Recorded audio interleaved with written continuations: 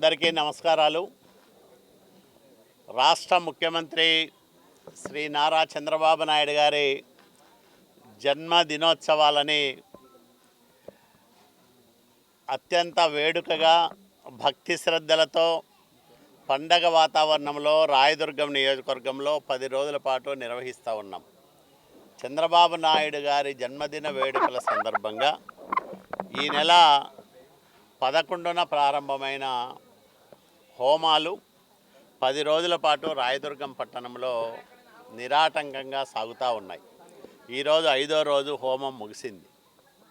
ఒక్కో రోజు ఒక్కొక్క అమ్మవారిని ఆవాహన చేసుకొని అమ్మవారి పేరుతో హోమం నిర్వహించి పూర్ణాహుతితో ప్రతిరోజు మధ్యాహ్నం 12 గంటల పైన హోమాలు ముగుస్తూ ఉన్నాయి. సాయంత్రం పూట ప్రగతి పండుగల పేరుతో గ్రామాల్లో వార్డుల్లో అభివృద్ధి కార్యక్రమాలకు ప్రారంభోత్సవాలు బహిరంగ సభలు నిర్వహిస్తూ ఉన్నాం.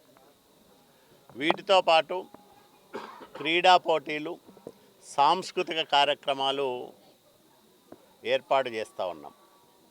అంటే ఒకవైపు ఆధ్యాత్మికం, దేవుడి దయ చంద్రబాబు నాయుడు గారికి, ఆయన కుటుంబానికి, అట్లాగే రాష్ట్ర ప్రజానికానికి, ముఖ్యంగా రాయదుర్గం నియోజకవర్గ ప్రజలకు మెండుగా ఉండాలనేది మా సంకల్పం.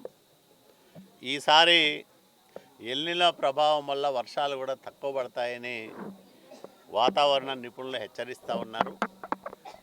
రాష్ట్రం సుభిక్షంగా ఉండాలని, రాయదుర్గం నియోజకవర్గం సుసంపన్నంగా మారాలని, చంద్రబాబు నాయుడు గారి నాయకత్వం మరో 15 సంవత్సరాలు ఈ రాష్ట్రంలో ముఖ్యమంత్రి హోదాలో ఆయన సేవలు అందించాలని, నిండు నూరేండ్లు ఆయురారోగ్య ఐశ్వర్యాలతో చంద్రబాబు నాయుడు గారు జీవించాలని కోరుకుంటూ ఈ కార్యక్రమాలన్నీ కూడా చేస్తూ ఉన్నాం. ఈ రోజు నుంచి 5 రోజుల పాటు ప్రతి రోజు ఒక్కరు మంత్రులు 5గురు ఈ నియోజకవర్గంలో పర్యటిస్తారు.